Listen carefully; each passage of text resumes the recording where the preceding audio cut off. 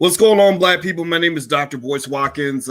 Today is a sad day. RIP to the one and only Earl Simmons, aka DMX. Today on drboycetv.com, I'm going to actually break down the life of DMX in a way that's different from mainstream media.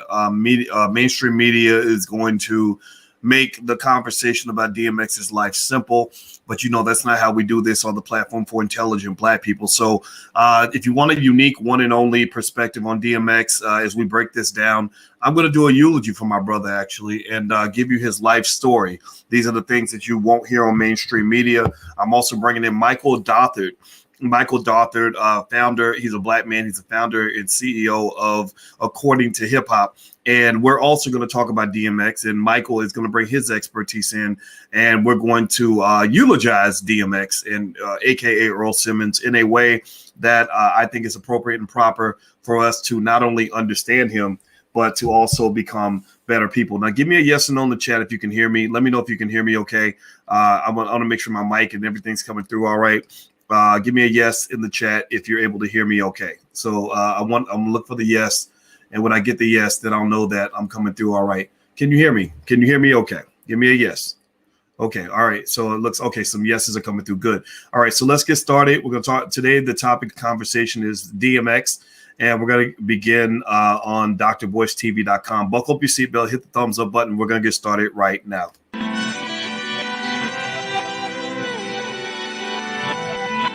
Here we are, clan the isms, cataclysm, great. Our people out here struggling, trying to make it in this state. Everybody out here doing it, but we the ones too late. Now family, we the ones who gotta delegate. Get that money in the power, never be fake. Stick to cosign for 3. What did he say? Create jobs, support our own. Educate the same and buy back your home. Got 3 degrees, triple 10. 3 PhDs, now we on the CNN. DBTV, let's talk about negligence. Ignorance is bliss, but we can turn it to intelligence. Believe none of what you hear, half of what you see. Let's break it down here on Dr. Boyce TV. Here we are. Hey, what's going on, guys? Welcome to drboycetv.com, the home for intelligent Black people. RIP to the one and only DMX. We are going to talk about my brother in a way that is respectful and leaves him a dignified legacy. Y'all know me. I'm not really here to just gossip about what the obvious things are.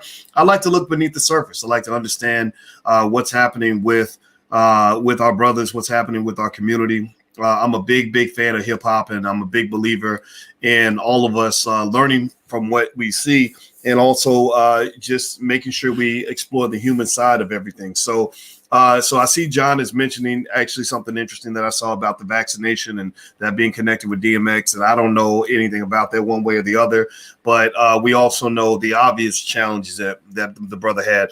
And so I will refrain from sharing every perspective because I mentioned that before. I went on Hip Hop Uncensored and kind of gave more of a raw point of view. I just hate drugs. I think drugs are such a terrible thing for Black people. And even if DMX didn't pass from the drugs, the fact that he even had to deal with that kind of hell is just sad to me. I think one of his albums was called Hell is Hot, or so dark. It's dark and hell is hot. I don't know if anybody remembers that album from '98. Give me a yes in the chat if you remember one of DMX's albums called It's Dark and Hell is Hot. And if you recall, DMX wrote a lot about hell. He talked a lot about prayer. He talked a lot about God. And so he was a spiritual man. He also was a person who was living in hell. And so whether the drugs took him out or not, I don't know. I don't know if he fits in that category. It's not. It doesn't matter. It doesn't matter. He's gone. Whether the drugs was the culprit or not, we know that this brother lived in hell because he was on his pathway to become the hottest rapper of all time. There was nobody like DMX. I mean, if you remember when DMX came out, there was nothing like DMX. He was better than Jay-Z. I remember when Alicia and I were riding to New York a lot of years ago. Like we just decided to get in the car from Chicago and take a trip to New York, and we were sitting in the car. We were in our 20s at the time, and that song. Remember, money, cash, hoes, money, cash, hoes, right? Like hip hop been ratchet for a minute, right? And it was like, and we were just rapping like money, cash, hoes, money, cash, hoes. What? Money, cash, hoes, money. ugh. So anyway, let me just stop. All right, so let's so RIP to DMX. What I wanted to do was also eulogize him by kind of sharing some stuff that is publicly available information, but the media doesn't really cover this type of thing. And so first thing I want to do is I'll just read straight off his Wikipedia page and give you guys background. I don't know how many of you, a little DMX trivia, give me a yes or no. How many of you know what DMX stands for? What does DMX stand for? How many of you know? Give me a yes or no if you even know what DMX actually means. What does DMX stand for? Where did that name come from? Let me see. I'm looking to see in the chat if anybody knows what DMX stands for. So speak about the good that he has done. We already know about his disease of addiction. Absolutely. And even the disease of addiction doesn't mean he did something bad. But it is something that has to be talked about in the Black community because they really messed up your whole community with drugs. Dark Man X. There you go. Dark Man X. He was born December 18th, 1970. His debut album was called It's Dark and Hell is Hot in 1998. He sold 251,000 copies of the album in the first week of the release, which is big numbers. And then he released then in 1999, he released And Then There Was X, which included the hit single Party Up. His 2003 singles Where the Hood At and X Gonna Give It To You were also some of his most popular. Some quick demographic stats on DMX. Let's see here. His labels were Def Jam, Rough Riders, Columbia Records, Bloodline Hypnotic, and Cleopatra Records. Associated acts that are associated with him are Murder Inc., Rough Riders, Dame Grease, and Switz Beats. DMX was featured in films such as Belly, Romeo Must Die, Exit Wounds, Cradle to the Grave, and Last Hour. In 2006, he starred in the reality TV series DMX Soul of a Man, which was primarily aired on the BET network. He published a book of his memoirs entitled Earl, the Autobiography of DMX.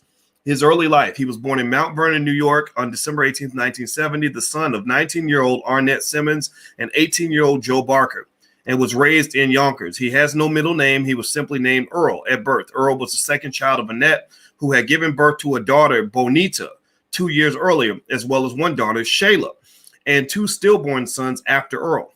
Barker did not want Simmons to keep her son, and he cut off almost all contact with the family as soon as Earl was born. So this is starting off as a typical Black story. When I think about my own life, my mother was DMX's mother was 19. My mother was 17. DMX's father left his life as soon as he was born. My father left my life as soon as I was born. And anybody out here who speaks that nonsense about fathers not being important can kiss my entire Black ass, because we know that fathers matter.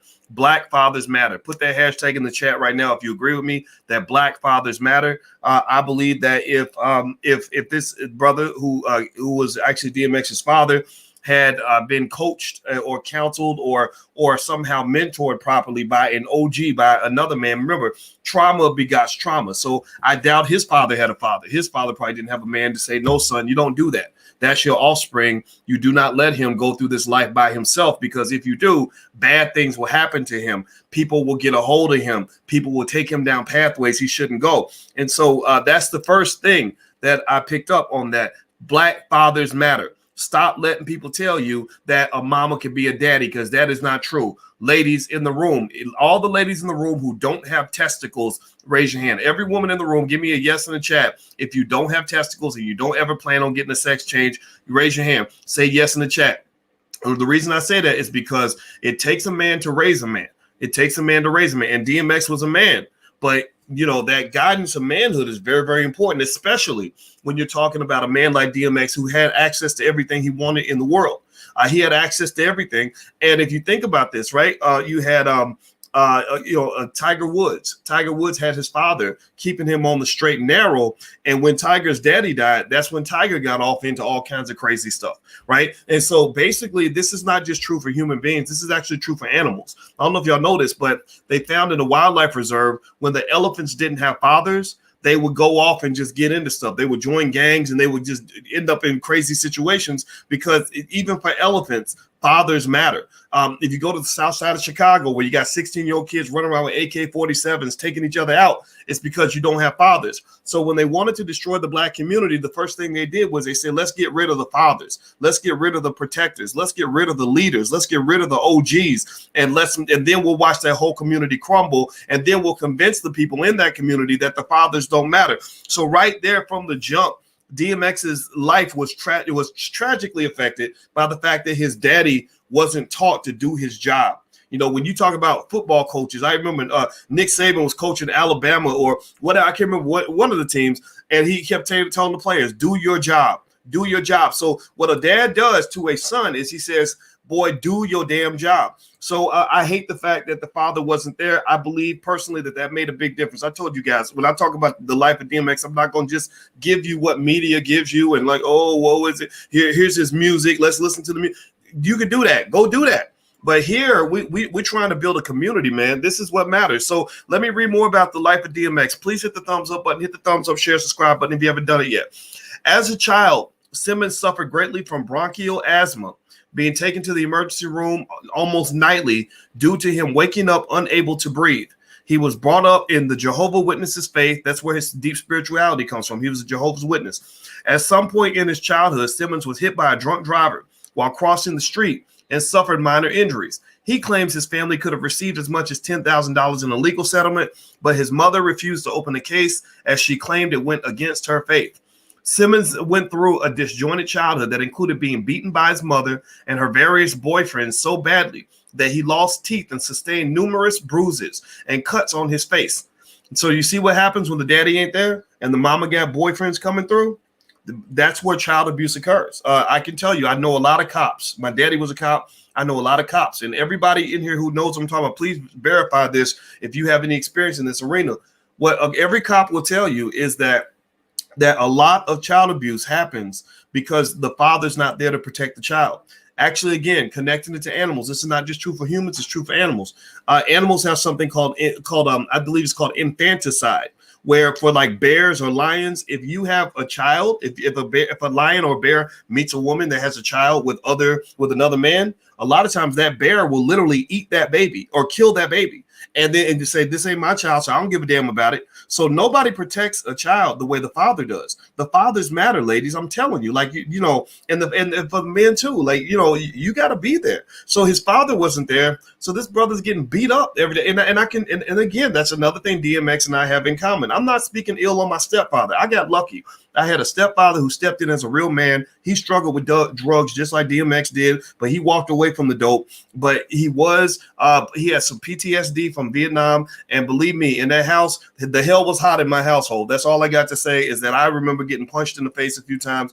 I also know that feeling, right? And I can tell you also like this, that my father should have been the man there protecting me, but he wasn't. I got lucky. I had a good man there, but he wasn't a perfect man. And when he was young, and I'm young, and things happen or whatever, and you have that conflict, things occur that can be very traumatic. Okay, so if you have a child, do everything you can. Learn how to manage your damn relationships. Like, figure it out, man. Like, there's experts out there that can help you. Why do you think, like this weekend, for example, in the Black Business School, we are doing this thing called the Black Love Weekend. And people think, and it starts tomorrow and it's totally free. You can go right there on that URL and sign up. Well, why are we doing the Black Love Weekend? Well, it's because maintaining your relationships makes all the difference. Yesterday, I talked to a Black woman who she and her husband made $6 million in their business. They went from making $35,000 a year to then making $1 million to now making $6 million a year. She's 29 or 30 years old. She's very young. And her name was Kim Lewis. She runs Curl Mix. And Kim, I said, Kim,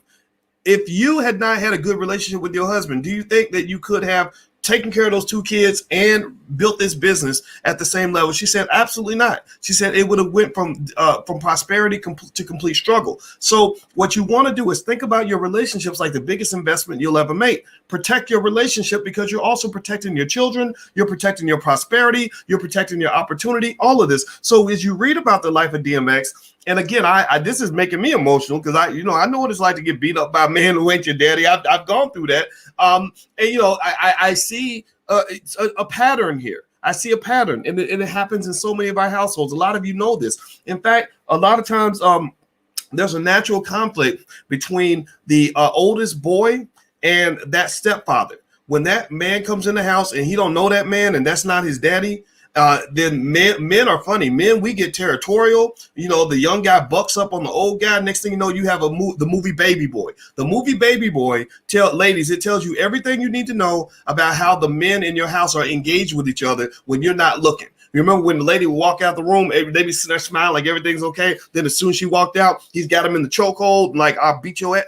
Like, this is what happens. So that's why I tell you, ladies, if you want to protect your sons, try to keep that son around his father. Don't have random ass men running through the house. And God, only Lord knows what happens with a lot of these daughters. You know, I'm not going to go into that. I just hope you hear me. I hope you hear me. People going to just be hating whatever. Just shut up with your stupid self. Do me a favor, hit the thumbs up button, hit the thumbs up, share, subscribe button. Let me read more to you. So Earl Simmons, aka DMX, he went through a disjointed childhood. He lost a lot of teeth because he was beaten so bad by his mother's boyfriends.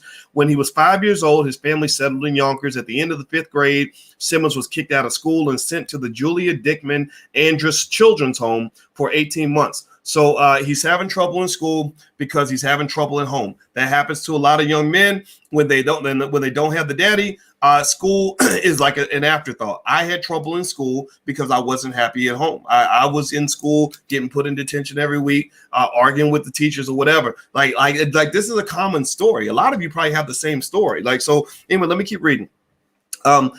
Simmons began wandering the streets of Yonkers to escape his mother's abuse, and eventually found, now mind you, it's funny, right? His mom was a Jehovah's Witness, but she's beating the hell out of a child. Y'all religious people out here beating the hell out of your kids and abusing them. I mean, I can't reconcile that. That makes no sense to me. No disrespect to anybody that's, that's deep in the faith. But my God, how can you beat the hell out of your kid and then talking about I'm praying to God at the same time? That don't even make no damn sense. All right, so Simmons began wandering the streets of Yonkers to escape his mother's abuse and eventually found comfort in befriending stray dogs that walk the streets at night. Alicia's not in here. She's a therapist, but I'd be willing to bet you that his connection to stray dogs was a reflection of how he felt inside.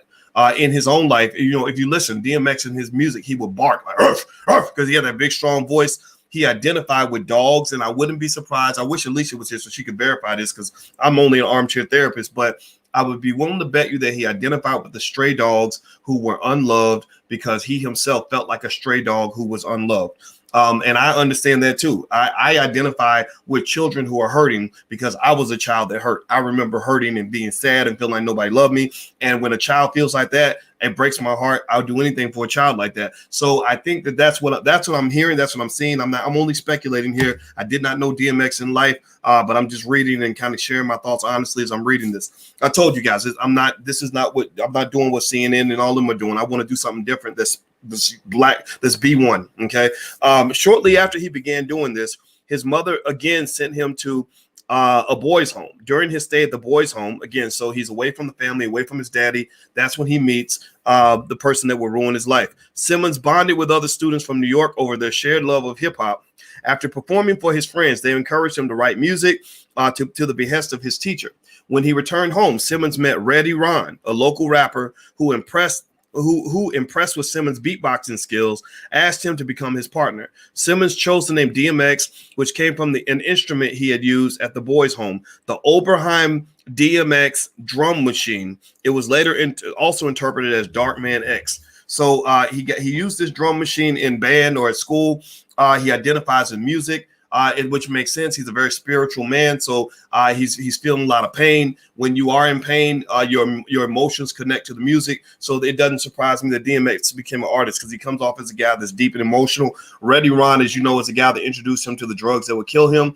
And that really also speaks to the importance of the mentor and the role model. And when you don't do the job right, you can ruin somebody's life. But when you do the job right, you can make somebody's life much better. So again, as I talk about the challenges that I went through from my father and the mistakes he made with me when I was a kid, he's apologized for that, by the way, and I've forgiven him for that. Forgiveness is a powerful weapon against that inner pain. Whatever's pissing you off, whatever's hurting you, whatever you're mad about from 10, 15 years ago, I encourage you to learn the power of forgiveness. business, because when you are carrying around all that weight, all that burden, all that sadness, all that anger, you're only killing yourself. You're only harming yourself. Black people have more health issues than anybody else because we got so much shit we carrying inside of us. So what I encourage you to do is find a process that will allow you to forgive. I forgave my father. He apologized to me. And he also, on the flip side, to compensate for the mistakes he made, he was the best mentor, best role model I ever had. I wouldn't be here as the man I am with you right now if it wasn't for that man. So when he talks about heaven and hell and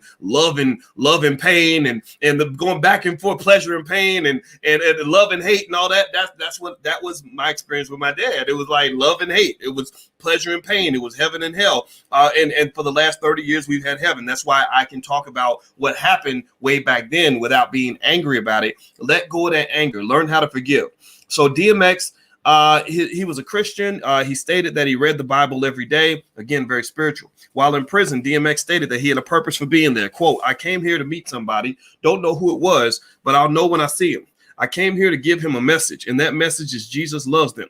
DMX was a transitional deacon in the Christian church and aspired to become ordained as a pastor, stating that he received his call in 2012. So he's constantly trying to find himself. DMX was the father of 15 children. He married his childhood friend Earl Simmons in 1999.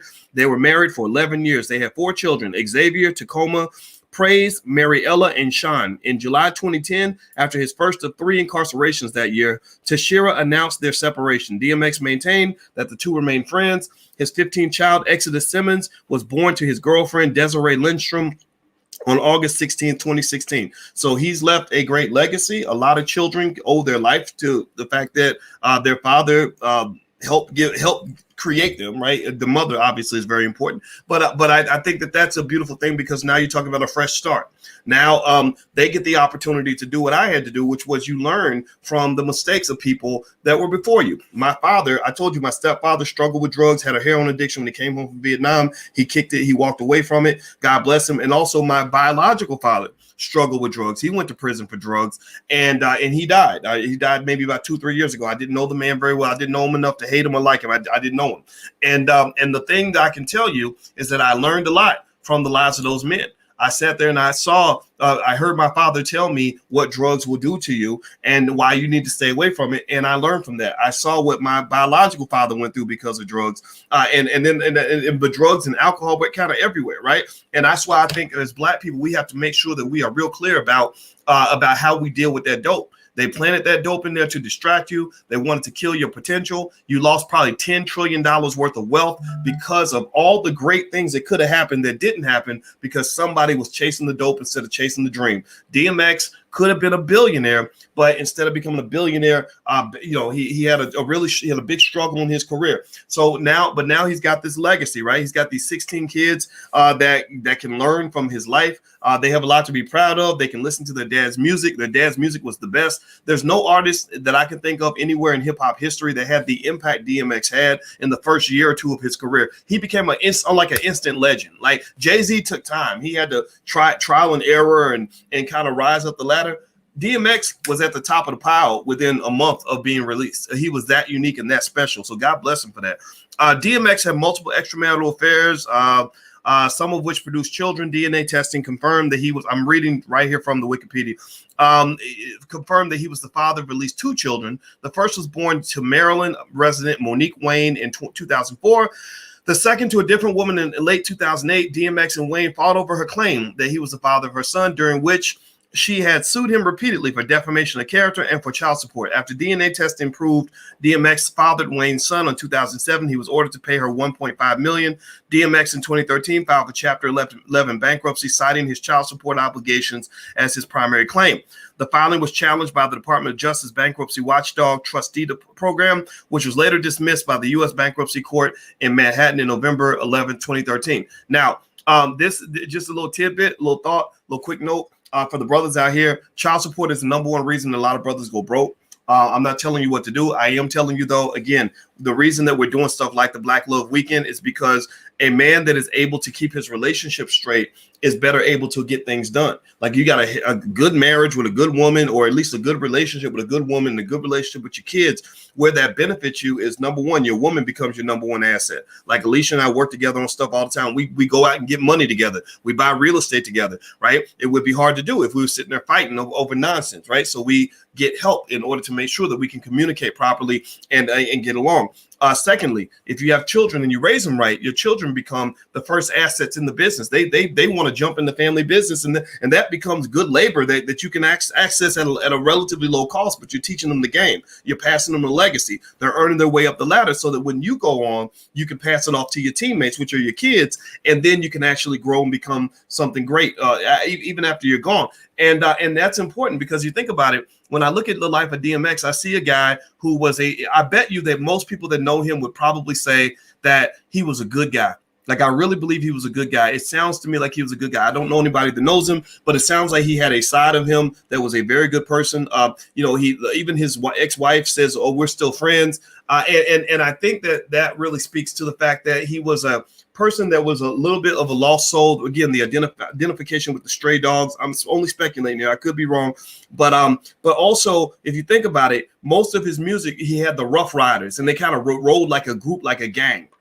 And why is that important? Well, just yesterday I was talking to Sugar T, who was E40's sister, and she's going to come on the platform. She's a very smart lady. And I remember Sugar T from this song called Sprinkle Me.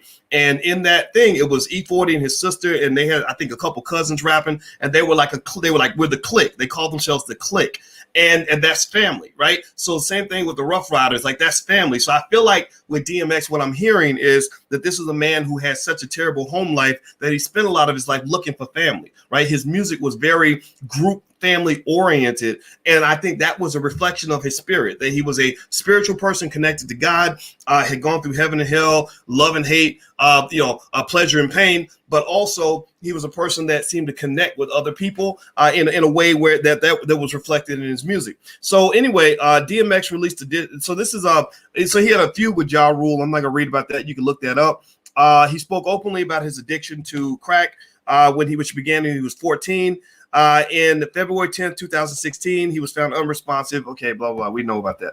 All right. And then there's more about legal issues and all that. I'm not really going to read all that because I'm not here to kick a man's grave, when he just passed. I'll just say that if you read the legal section, there's a lot of stuff here.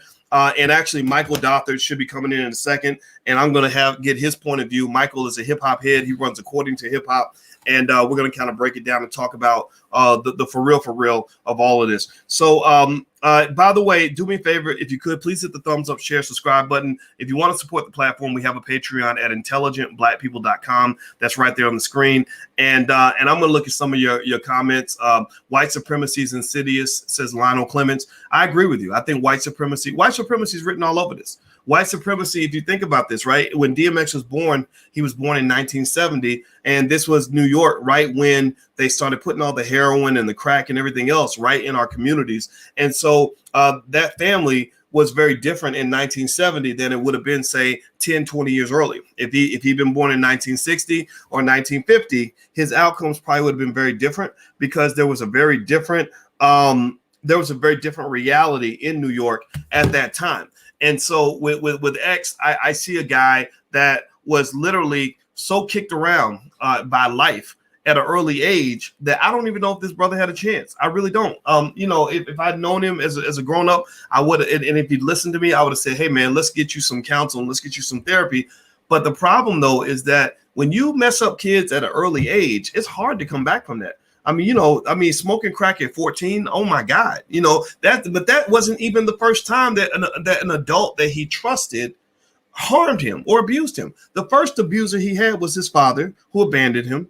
Then the second abuser he had was his mother, who beat the hell out of him and kicked him out the house and threw him in the street. Then the next abuser, Lord, God knows what happened when he was in that boys' home. Because boys' homes are terrible places where damaged kids do horrible things to damage other children.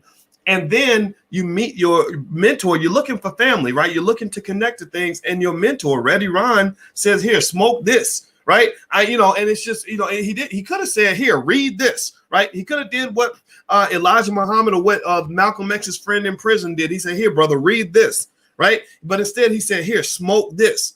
So the difference between saying smoke this versus saying, here, read this is literally two forks in the road. That's a huge fork in the road when it comes to life. So when you are mentoring young black men, please, everybody type the word in the chat, say, read this. I want you to go to a young black man somewhere. Again, don't just cry about the life of DMX. I mean, it's sad. It's very sad for sure. But instead of being sad about it, let's build from it. Go and find a young black man, find a book that you enjoy, and give that book to the young black man as a gift and say, here, man, here, brother, read this. They may never read it, but at least they're hearing from an older adult that they trust to tell them to read something as opposed to smoke something. That's a clear and deliberate choice. That decision to say read this versus smoke this makes all the difference in the world. I know guys who grew up, like Malcolm X, who were troubled all over the place, and somebody said, here, read this, and they read the book. They say, oh my God, I read the autobiography of Malcolm X. It changed my life.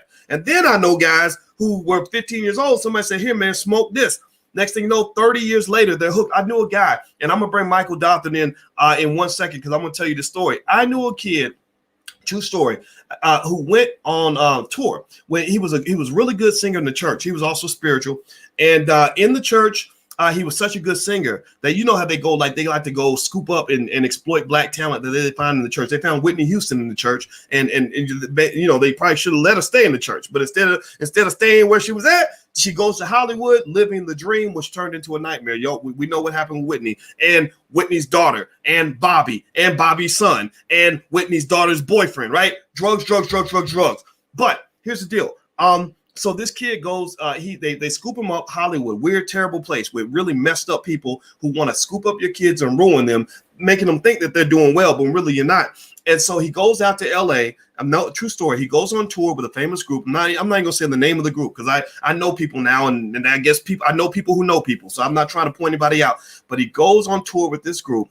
And during the tour, when he's 15 years old, he walks in the room. Now his mother is like, oh, my baby is famous. My baby is, singing and blah, blah.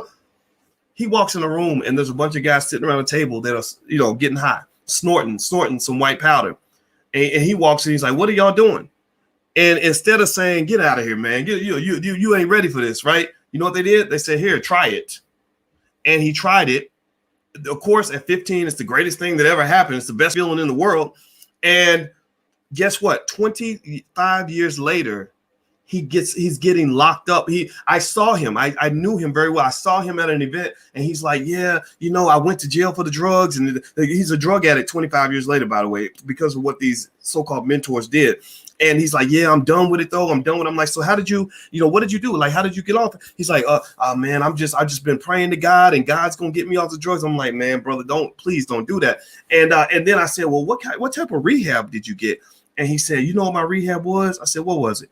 He said, I got on my knees and asked God to release me from the drugs. And that's what God did. I said, oh my God, man, this dude's literally, I kid you not, 1 week later, he gets locked up, robbing a gas station because the appetite for the coke was that strong. Like literally. So what I'm saying to you right now, black people, and I'm bringing Michael in now, is think very carefully about everything you say to a young person, everything you do with a young person, everything you expose a young person to, because the littlest things will make all the difference in the world. So if you want to know why I'm on here every damn day, running my mouth, being called an idiot, being attacked, having darts thrown in my head, and I give zero fucks about that, is because I'm sitting here looking for all the young people, all the lost souls, all the young guys who are getting bad advice, and young women who need a uncle, voice, a father, whatever the hell I can be for you. I'm trying to be there for you because I believe that if my voice is in your brain, that I can be one of those voices where you say, okay, I think this is something that's going to make my life better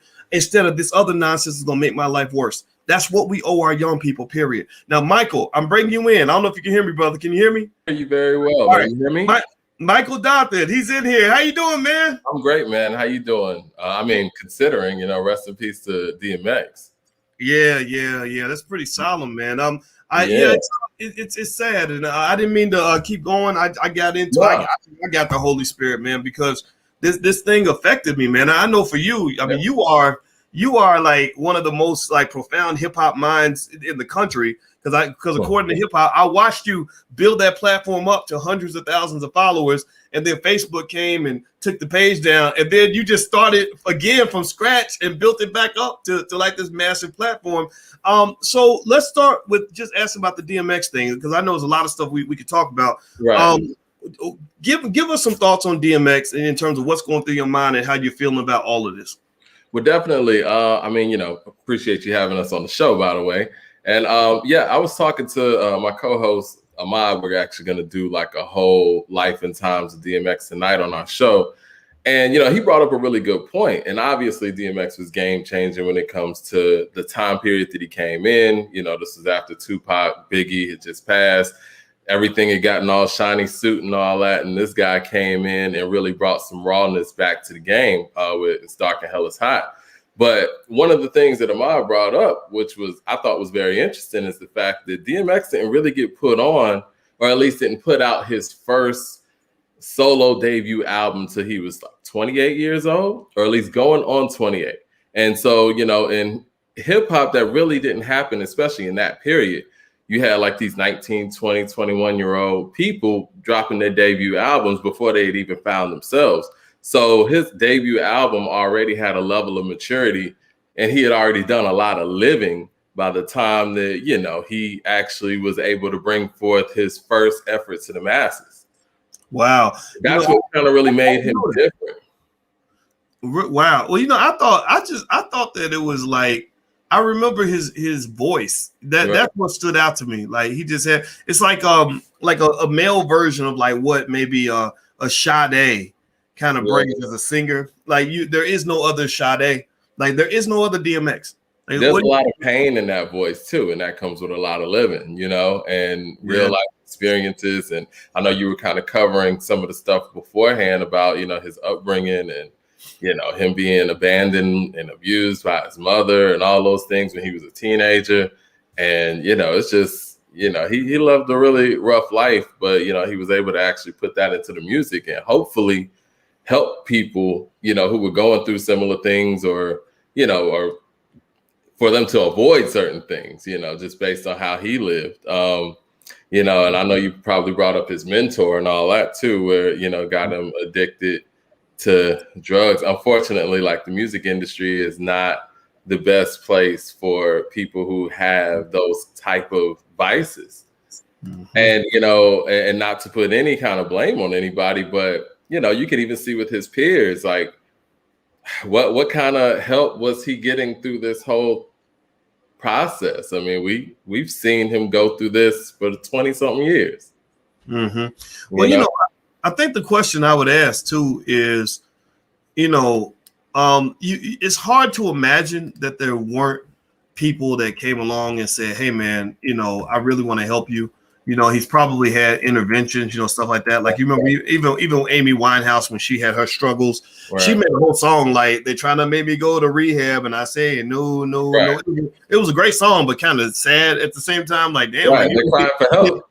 Yeah. And I think it's like, I think the question I would ask is, when you're fame can almost be like a curse. It seems like because it can make you stop listening to the people you need to listen to. Right, because you're surrounded by yes men and yes women who think everything you do is perfect, and they don't really give a damn about you. They don't want to upset you. You're the cash cow, so they don't want to do anything that's going to disrupt that. Yeah, and then maybe, and what's interesting is even when they don't even see you as a cash cow, it's just like because you're a celebrity, you're perfect. Right. That too. A lot of people are in denial with the struggles of people who they look up to. Yeah, so it makes me wonder. I would be stunned if there were not people who tried to help along the way. Yeah. And I wonder what happened. Like, I'd like to hear from some of those people, as opposed to us making the assumption that nobody helped and everybody just was out for money. I believe that human beings are better than that. I think that he probably had some people around him that were like, come on, man, you had something great. Like you see that when I compare him to in terms of talent, he's up there with some of the greats that didn't quite like do what we thought they were going to do long term. Yeah. Lauryn Hill, I think about that, and I think about Mike Tyson. You know, Right. and I believe that, and Mike will talk about people that tried to help him. He just wasn't listening. You know, well, so what are your thoughts about it? I mean, how do you even approach somebody who's on top of the world, who can't do no wrong? They can always go listen to somebody else, but you have a message for them that they need to hear. Like, in fact, I'll give you an example now. I'd like to hear your answer on that.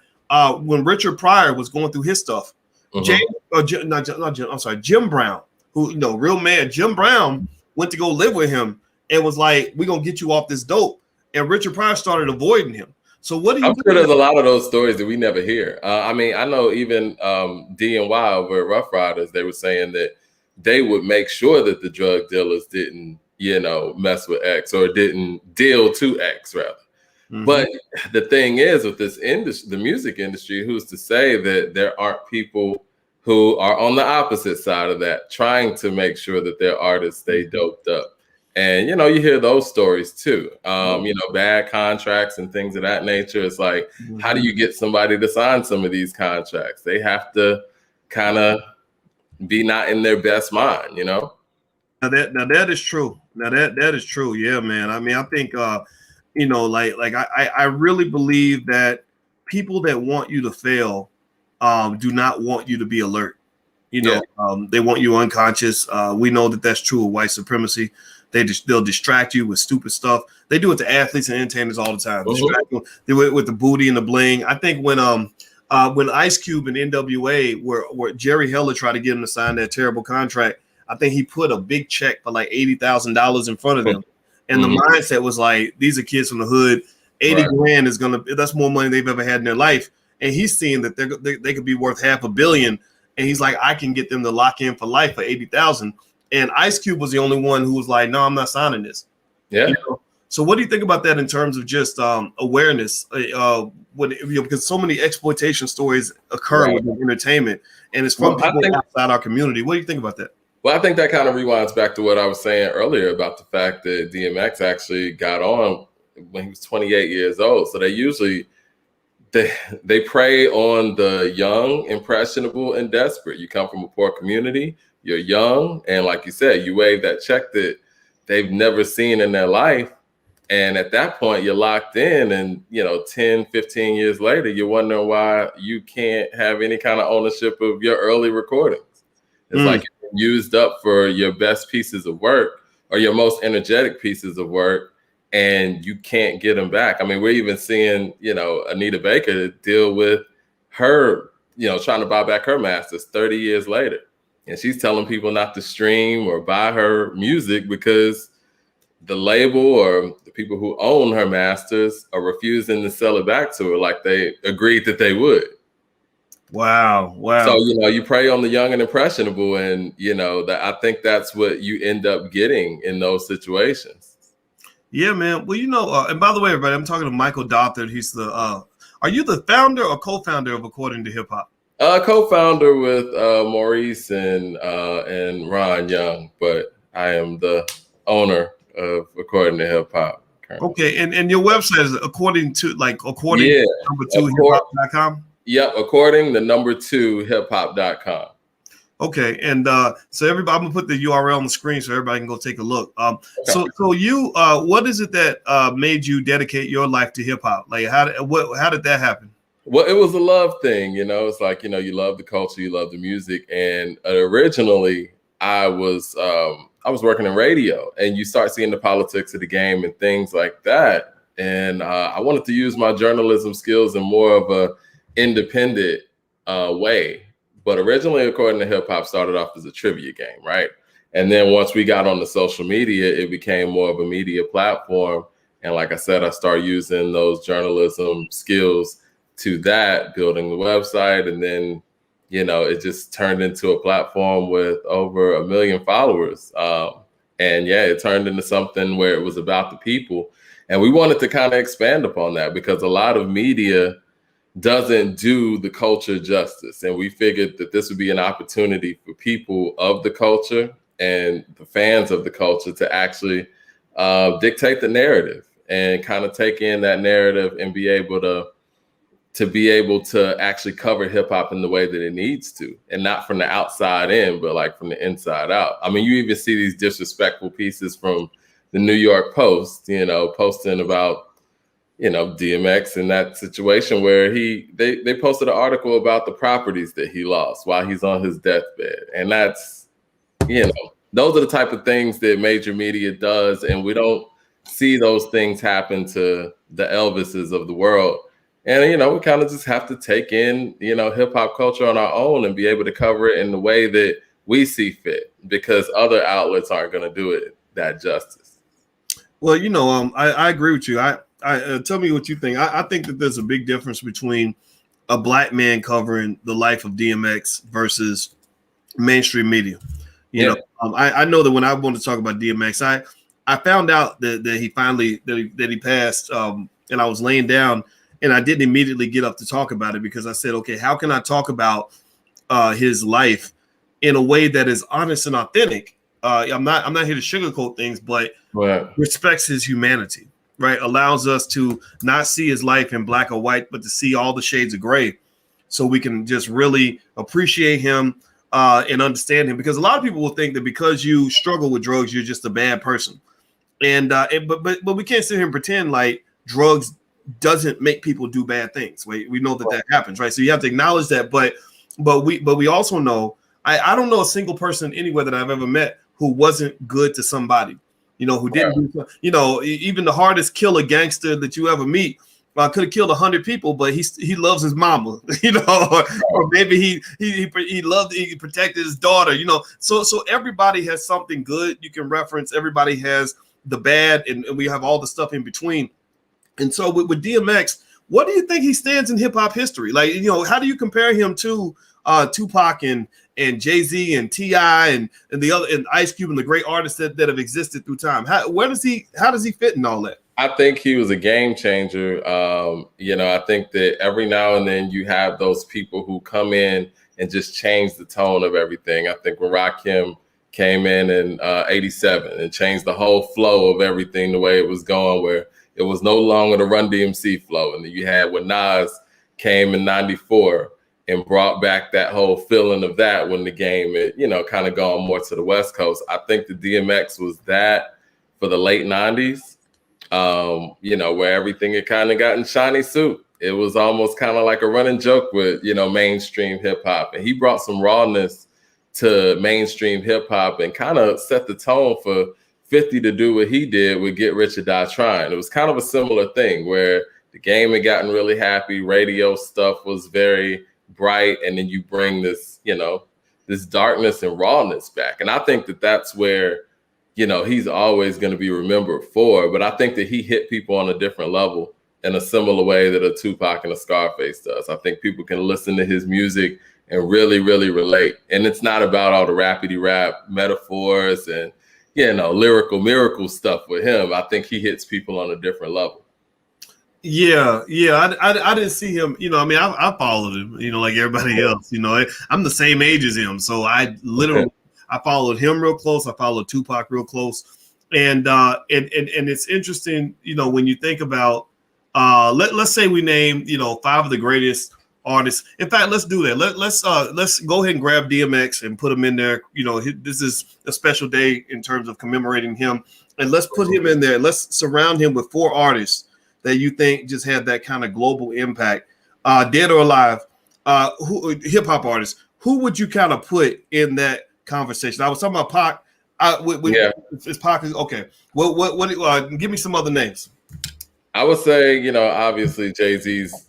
What he's done in the game is just really, it's really spellbounding as far as longevity and as far as his impact and skill wise, regardless of, what people may think of some of the moves that he's done, his career is it stands alone. I'd say him. I guess you would have to say Tupac, and I would say like on a ground level, I always compare Rakim to like a Wilt Chamberlain. Like he was so far ahead of everything that it's tough to compare him to anything. So he would have to be in that conversation as well. And you got a Nas. You even got a Kanye and what he's brought to the game, maybe not just so much lyrically, but how he made people feel. And I think that, I don't know, you kind of put for me at least, I kind of put certain artists in different groupings, and I think that DMX is more in the Ice Cube, Chuck D, Tupac, Scarface grouping because they made you feel things. Okay.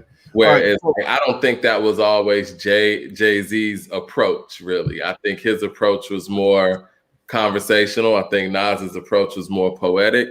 I think DMX was trying to get you to feel what he was saying.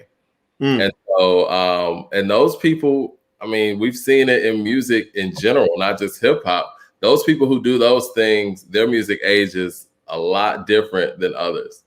You know, the Marvin Gayes, you know, and I mean, Tupac is a huge one where it never was really about him being the most skilled rapper or whatever, but you got people who weren't even alive when he was doing what he was doing that could relate to him because he spoke about real life and life repeats itself. And I think DMX is one of those.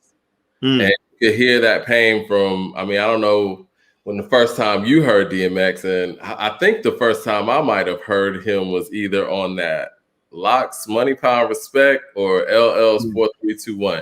Either way, you could hear pain in that voice and you could tell that man was different.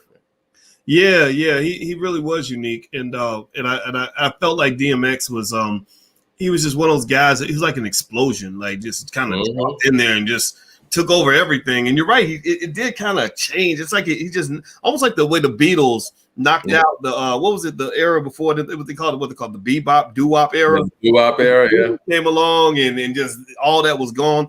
And so I went down. I was taking notes as you were talking. And by the way, everybody, I'm talking to Michael Dothert. He's the co-founder of AccordingToHipHop.com. Everybody should go check that out. And hit the thumbs up button. Take 1 second, everybody. If you haven't done it yet, please hit the thumbs up button. Okay, so I wrote down some names from the list that you made, and I added actually a name at the end, just out of respect for Biggie. You mentioned Jay-Z, Tupac, DMX, Rakim, Kanye West, Nas, Ice Cube, Chuck D, Tupac. Or I wrote Tupac twice. He probably should be in there. Right. Tupac, right? Tupac 2 times. Scarface and Biggie. Okay, so that's 10 artists. Now, what I see in this list, right, is you have guys that had different experiences, different outcomes. I would say at the top, you got Jay-Z and Ice Cube going on to become billionaires and or very wealthy, whatever amount of money they have. You then had the worst outcomes, right? Biggie, Pac, DMX. That ends in a tragic way. Kanye's a billionaire now. Scarface in the middle.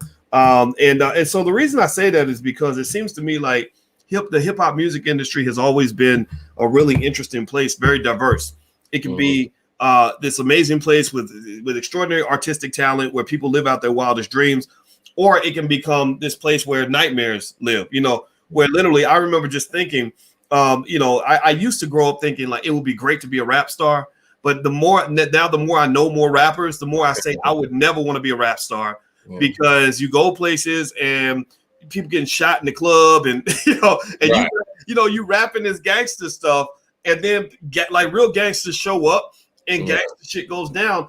And I almost wonder, you know, it seems like all of this that happened, I don't really think black people are the ones who really created this. I don't think we intended for hip hop to become that, right? No. What do you think? And just as an expert on hip hop, how do you feel about the fact that some stuff just gets taken to the left?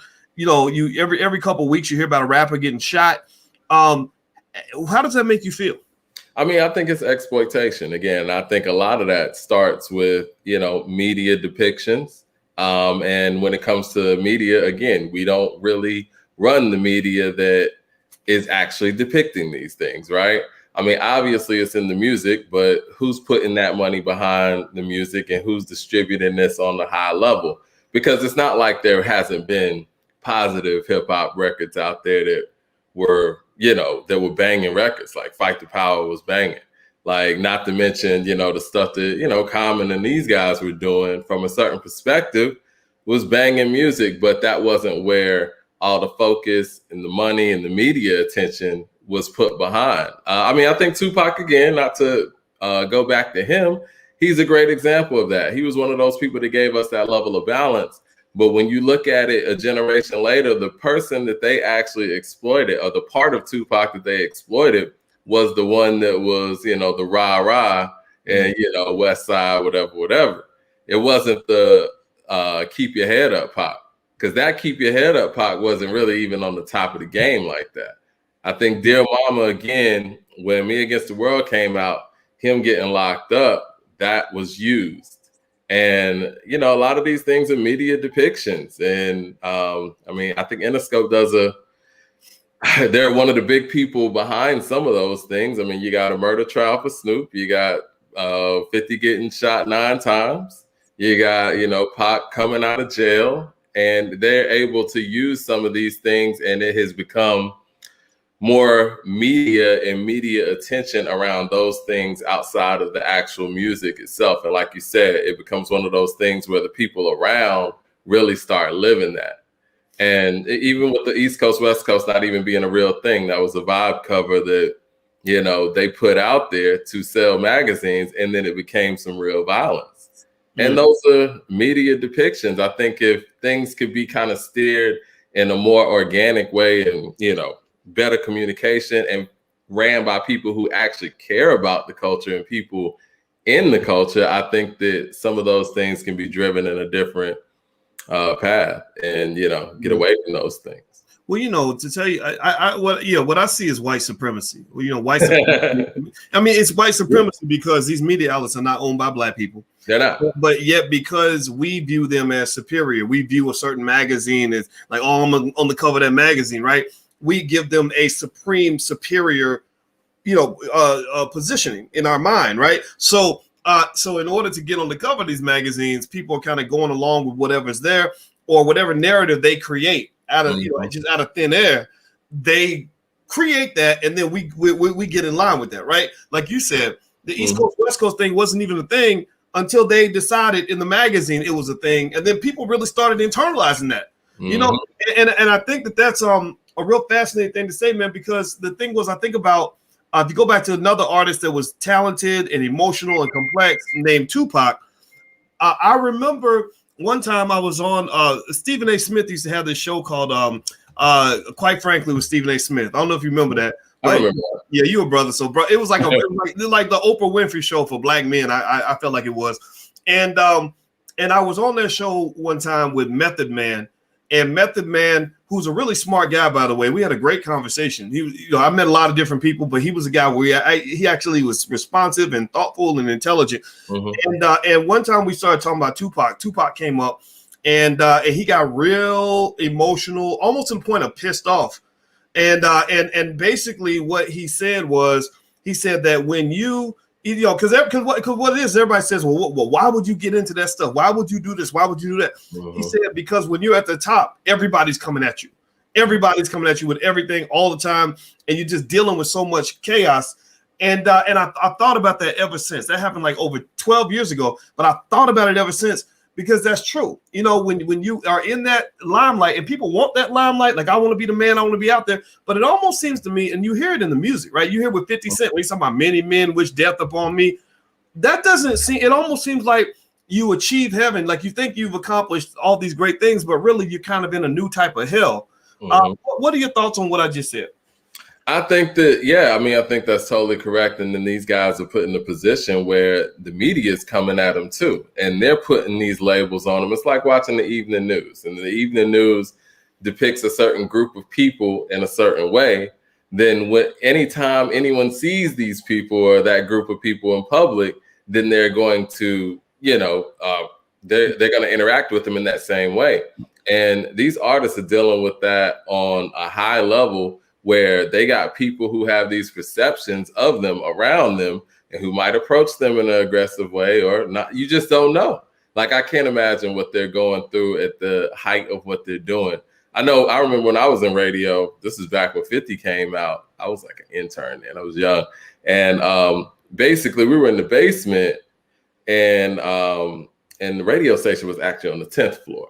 But anyway, when 50 came in the building, he had like all kind of security. He had everything. You would think the president was in the building. They wouldn't even let people on the elevator, you know? And it's that kind of energy that is being created, and it turns into something else. It's like, I don't know if the industry is trying to emulate what the streets, you know, are what is said of being the streets, or what's in the music, but they're trying to actually magnify this persona on a huge industry public level. And it becomes, it doesn't have a great ending. I mean, that's the danger, right? When you think about it, right? A lot of artists, you get a sense that they make that when they're branded almost like superheroes, like, or even worse, cartoon characters in some cases, right? Like something that is just not human anymore, right? And if you've been projected to the whole world as superhuman, that kind of sucks because everybody starts to think you're superhuman, but we know that ain't true. You are very human, and I would imagine that when you get to that point, so you're meeting groupies that think you're superhuman. You're meeting all these dudes that think you're the hardest gangster of all time. What's your boy Idris Elba said when he played Stringer Bell in The Wire? He said real dope dealers would sit down and ask him for business advice. And he was like, I don't know how to, I don't know nothing about your business. That's what I play on TV. And that it takes a lot to kind of deal with that, to kind of balance that. People think it's real life. Yeah. Like people think. Yeah. So what do you think about that? I mean, and I think some of it. Don't get me wrong. Everybody does it, right? Black, white, Asian, all that. But I feel like Black people, we do it a little bit more. Like I think that we will hear your music and we'll look at your persona and think that's really you. And that's got to be a terrible place for the artist to be in because they're thinking, man, if I take off my cape and show myself as a real flawed human being, then people won't get that. Like I'm going to lose everything I have. What do you think about that? But is that why like rappers have stage names in the first place? Like they can't even be themselves. Like you can't even go by first name, last name. It's the whole persona, a character that you never really, turn off in a sense. Because at the end of the day, like you said, people grow. Everybody's a regular person. But when people just see you for a song that you made back in like 1998 in 2021, that's unfair, and nobody can live up to that. You really can't, it's I just think about that. I just think about and that's the thing about public branding is and everybody out here who's trying to do whatever you're trying to do, if you're trying to brand yourself, be careful about how you brand yourself. Because I go through that, when like I will meet people that will have a completely different interpretation of me than what I actually am as a person. And I'll be like, where did you get that from? Like let me just break that whole notion up right now. Like, because I met a lady one time who came and did some stuff at the house, and she went and told her friends, because her friend told me what she said. She said, yeah, Dr. Boyce is actually really nice. And I was thinking, well, why wouldn't she think I'm nice? But maybe that made me reflect on, okay, what image am I giving? What perception am I giving? I don't want you to think I'm perfect. I don't want you to think I'm always a bastard. I don't want you to think I'm always the nice guy.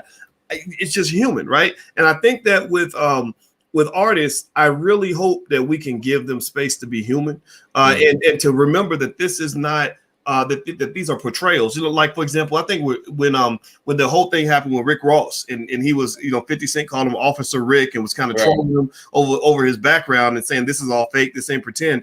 I almost feel like Rick Ross kind of did something good for the industry because he still had a great career. By saying, yeah, I'm pretending. Of course I'm pretending, but I'm going to keep on rapping in this pretend world and you're going to like it because it's good music. I almost feel like that was a kind of progress for hip hop. I mean, what do you think? So too. I mean, because I think at that point you kind of look at it as a job, right? And I know that, we come from that whole era of keep it real. And at the end of the day, people's job at that point, you're going to the studio, you're going on tour. You don't have time to do any of those things that people think you're doing in the music.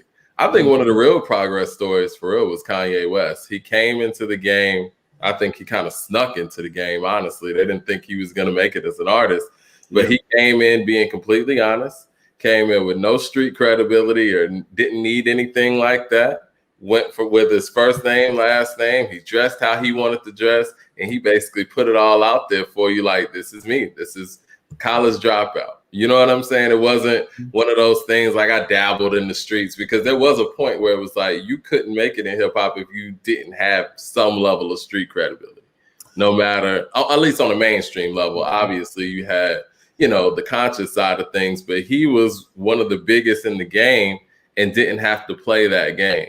And I think that was huge progress. I think he's the reason that we do have the J. Cole's and Drake's and even the guys that are, coming even after that, where it's like, I went to college a couple years or I graduated from college and I could still be a hip hop artist if I want to be. Before Kanye, I don't really think we had a real example of that. People used to try to hide those things. They would try to hide the fact that they were educated. Yep. Now let me ask you this: are you? Oh, I know you're younger than I am, but do you remember what happened to Vanilla Ice when they found out that he was really Robbie Van Winkle from the suburbs? I vaguely remember the Vanilla Ice stuff. Yeah. Yeah, but I don't see how anybody thought anything different. That's the funny part. Like, what did people think? Well, you know what people thought? They really thought I guess they really thought because he was a rapper, he was like a white boy from the streets and had lived this street life. And I guess like it was weird. It was like once they found out that he was Robbie Van Winkle from the suburbs, his whole career went straight down. He produced some great music after that, but nobody listened to it. and I think that's like the origin of the whole like keeping it real nonsense that happened. Because the thing about keeping it real, man, is I just really think people gotta sort of think that through. Like some situations you gotta keep it real. Like when it comes to like your blackness and protecting your kids and living your life, you gotta keep those things real. But when it comes to like some of that street stuff, man, like most of the time what I've seen keeping it real, it really goes wrong. When I think about hip hop keeping it real, I think about Suge Knight, who's locked up for God knows how many years. I think about Tupac. Tupac kept it extra real, and that didn't quite work out. And I think that that really keeping it real could be reshaped to mean just be yourself, man. Yeah. Love yourself, love who you are. You ain't perfect. You ain't got to be Superman all the time, but you can be a great man. If you do your best and you I keep it real. I love the hell out of my black woman. That's me keeping it real. I protect my kids. That's keeping it real. I want to be intelligent. That's me keeping it real. I believe I stand on what I believe in. That's keeping it real. And I think hip hop is going in that direction, at least within a certain demographic. What do you think? I mean, but then again, am I wrong? Or because I watch different artists from the young guys that are out now. Like I don't watch the 20-year-olds. I'm looking at E40 and T.I. and I think him and Joyner Lucas and T.I. They had that song, I Stand on That, right? Which I identified with. I was like, okay, that's right. Yeah, stand on that, right? And it almost seems like that's a reflection of that, saying I keep it real by really knowing what it means to be a man, knowing what it means to stand for what I believe in. But do you think that is just the natural maturity of a certain segment of the hip hop industry, or do you think that that's happening in hip hop across the board?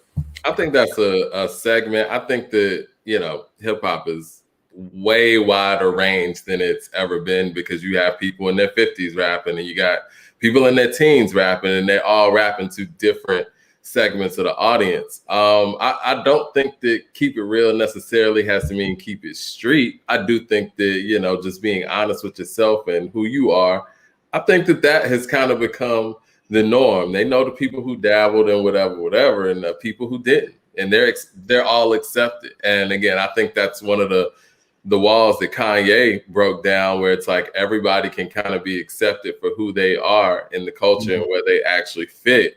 But yeah, I do think hip hop is in a great place in that sense. But I do think that it's a lot of raw energy, and that's why people feel like I can't make a raw song without talking about being in the streets or someone. But you can make a raw song that's politically charged, or if you don't even feel that way, you can make raw songs about, how your day went. I mean, there's different ways to do it. And that's the great thing about hip hop. It's just about who can be, creative in what they're doing. I think it was Lil Yachty that said in a recent interview, it's like the easiest thing in hip hop to do is be hard. It's, it's more difficult to go out there and, be yourself and still go out there and be able to, galvanize some sort of audience. And he does that well too. I'm not a huge fan of what, he does like that. I don't listen to him like that. I listen to a few things, but I do respect the fact that he comes with what's real to him. And he obviously connects to an audience doing that. And I think that's great. I think that's where hip hop's at right now. Well, that's true. He's right. Being hard and playing a character, that is the easy route. What's really hard is to be vulnerable. The way to show your toughness is to be honest and to be authentic in terms of who you are. Being vulnerable is very hard. Usually people that are extra hard all the time, it's because they're soft on the inside. Like they don't want you to get in there because there's too much pain with that. And so that vulnerability, I think, is that's the best way to be true to yourself. And so, everybody, I want you to know who I'm talking to. I'm talking to Michael Dothert. He is the co-founder of accordingtohiphop.com. There's the URL on the screen, and he's a hip hopologist. He knows his way around hip hop. And I'm actually going to talk to my other homeboy, Vigilante, out of Kansas City, who's also another fellow hip hopologist. And we're talking about not just DMX, but really talking about hip hop as a whole. And also, just because everybody in here is black, if you could do me a favor, one, hit the thumbs up button, share, subscribe button. Do that right now, please. And also, if you want to learn how to invest or get access to our Black agenda that we put together, we got a link to Ice Cube's Contract of Black America. Ice Cube is doing great work for the world. He's using the power of hip hop to transform the world in a positive way. There's a link to his Contract of Black America, as well as a lot of other things, a lot of resources for your family, like how to invest in the stock market, stuff like that, at the allblackagenda.com. We're taking over this thing. The agenda is ours. We're going to do it. And in fact, actually, Ice Cube's going to come back soon because we got a surprise for y'all that we've been talking about for a couple months. So let me ask you this, man. So Michael Dothert from According to Hip Hop, you told me that you had like a new product out. Tell me about that. Well, yeah, what we ended up doing, since 2020 was an epic year for everybody, and it was a very different year, and it was a game-changing and shifting year. We went ahead and made a hip-hop yearbook because, media, it just goes so fast, right? You lose, whatever trending topic happened like a month ago. We don't even remember Gorilla Glue Girl like that now. So what we did, since we have a following of nearly 1 million, we went back and analyzed the whole year because there was a lot of music that came out in 2020. And we broke up each section of every topic that people really spoke about and really talked about from January to the end of December. And we went ahead and commemorized it in one physical form. So we went ahead and put this in one hip hop yearbook. And we're starting the hip hop yearbook with 2020 because, again, like I told you, I think it's really important for us to actually grab a hold of our own history and be able to document it as it goes. Because, we've seen how people will try to rewrite history, go through and delete things digitally. So we went ahead and put 2020 in a physical book. I don't know if you can see this here, but, everything that happened hip hop wise. Let me get in there. Yeah, there we go. Yeah, everything that happened in the culture. Let me see that. Put it up there again. I want to see it again. Yeah, so this is the cover, man. And nice. Yeah, so we went through and covered the culture from end to end, man. And the people that we lost, different movements, the albums that came out, the verses is in there, obviously. And it's about 200 pages where we're able to commemorate the whole year in a physical form and document a real monumental year in not only the world, but in hip hop. And a lot of great music that came out last year. And for people who needed a recap on the year or who just want to, be a historian of the culture in that way, you'll be able to have this in physical form. And yeah, so that's what we went ahead and did. And we put it out about a month ago because we really worked diligently to make sure that we included everything that happened in 2020. And it's available on Amazon, actually. So just go on to Amazon, put in According to Hip Hop, the number 2, go to the book section, and it'll be right there. So, people are able to order it and pretty much get it immediately. If you got Amazon Prime, you can get it tomorrow. But yeah, so we thought that was very important. And we're going to do this on an annual basis to make sure that our history isn't rewritten by anyone outside of us. So, we felt like we wanted to take advantage of the opportunity that we do have, a following like this who is basically writing the history of hip hop, with as it's going. And we want to document it in that way where it's not just some people in the offices telling us what happened in hip hop in 2020. Yeah, well, I think that's important. You got to write your own story. If you don't write your own story, somebody else will. Right. So when we were talking about DMX, and in fact, it's funny because you got places like Harvard University, having hip hop studies classes and this other stuff. And something about that just rubs me the wrong way. I'm sure that they find great black people to teach those classes, but I'm not a fan because one of the things about hip hop that I love the most is hip hop, for the most part, did not fall to the pressure of being politically correct all the time. You know, like they didn't have to necessarily go along with whatever stupid little thing white people decided that we were supposed to do, you know, or whatever. And I feel like in a university setting, they're nothing but bastions of the political correctness police, you know, censorship and all this other stuff. And I don't think that works well with hip hop. I think hip hop is one of the greatest artistic expressions in the history of mankind. I think that you think about DMX, like I think there's a reason why DMX was driven to stray dogs into hip hop. You know, I did my armchair analysis. I said I feel like he felt like the stray dogs, the unloved, abandoned dogs felt because he was abandoned in his own life. And then also I think hip hop was beautiful because hip hop allowed him to express the pain that a black man might feel when he's been a victim of tremendous amounts of abuse. You know, when you are kind of, just kind of going through life and you're fighting all the time. I mean, part of you is sad, the other part of you is pissed off, and you hear DMX. That's what you heard with DMX, like, he's barking, but he's like sad and he's crying on the inside. Yeah. You felt that, and I think that's what made him so impactful. And by the way, everybody, Michael gave me the link to the yearbook, and I'm gonna put this actually in the chat so everybody can have it if you want to go check out the hip hop yearbook. So let's go. We can go and close out, man. I know you got a lot of things going on in your life and stuff like that, but so tell me, what are your final thoughts? If we want to remember DMX, I mean, you are our resident hip hop historian right now.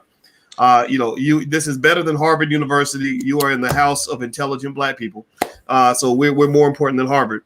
How do we remember DMX? How do we remember him in an honest way, but also remember him in a way that reflects his humanity and his impact and what he did, what he was as an artist and human being? Go ahead. I think we need to respect his voice and his, his music and everything that he brought to the world musically. I think everything that he is about is in his music, his struggles, his high points, low points, everybody struggles, but, at different levels. And I think that we do need to do a better job of making sure that we uphold our heroes and our artists. I would say, heroes, or if you consider people heroes or not, that's, depending on you. But I think that other cultures do a very good job of upholding people who have had impact in their culture. And I think that to focus on the low points is not a positive thing for us to do in our culture. I think we need to do a better job of making sure that we remember people for the reason why we know them in the first place.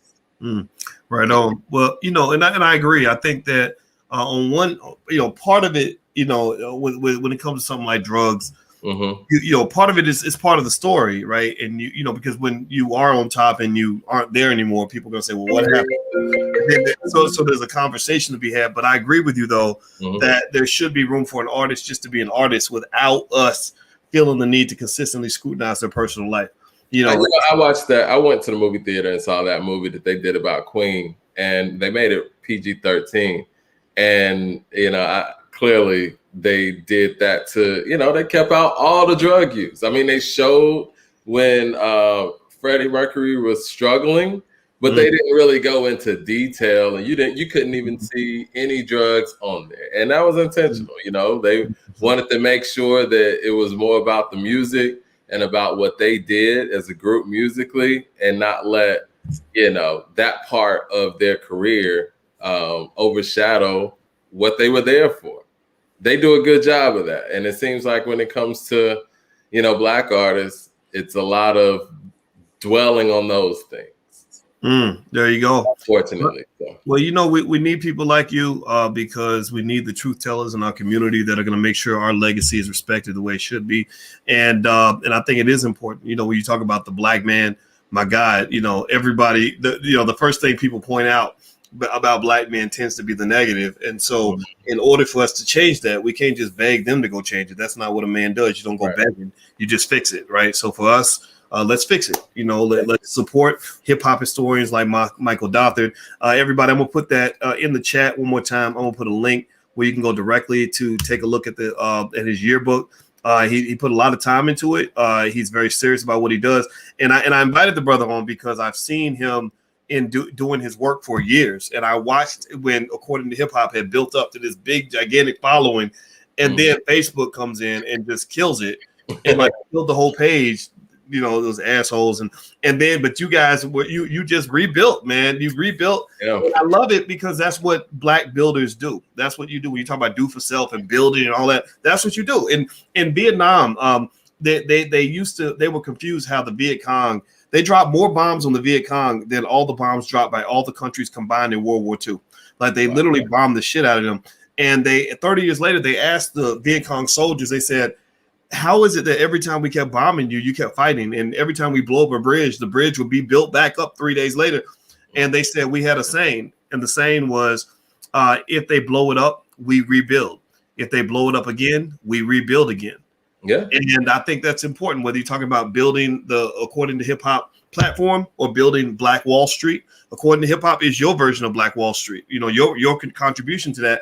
That's what we must do. So everybody in here, so we can walk away better people, type the word build in the chat. Mike, I'll let you get the last word, man. Sound like you got to piggyback off of that, man. Like, again, even at this point, even though we're nearly at 1 million followers on Facebook, Facebook still tries to shadow ban. So like you said, you continue to rebuild, diversify. We're building up our YouTube, obviously. We went back to the whole trivia aspect because we do have we're selling the individual trivia games too. Nice.